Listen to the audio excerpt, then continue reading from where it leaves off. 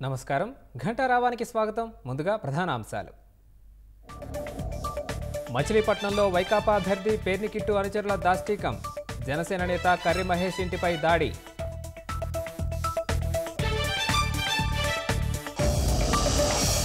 రాష్ట్రంలో 12,438 సమస్యాత్మక పోలింగ్ కేంద్రాలు 14 నియోజకవర్గాల్లో వెబ్కాస్టింగ్ చేయనున్నట్లు సీఈఓ వెల్లడి జగన్ ప్రభుత్వం ఉద్యోగులను నిండా ముంచిందన్న తెలుగుదేశం కూపన్లు కానుకలకు మోసపోకుండా ఓట్లు వేయాలని విజ్ఞప్తి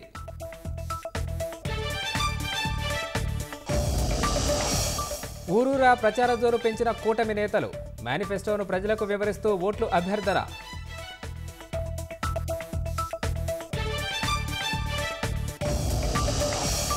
సామూహిక రేపిస్ట్కు మోదీ మద్దతు తెలిపారని రాహుల్ విమర్శ మహిళలందరికీ ప్రధాని క్షమాపణలు చెప్పాలని డిమాండ్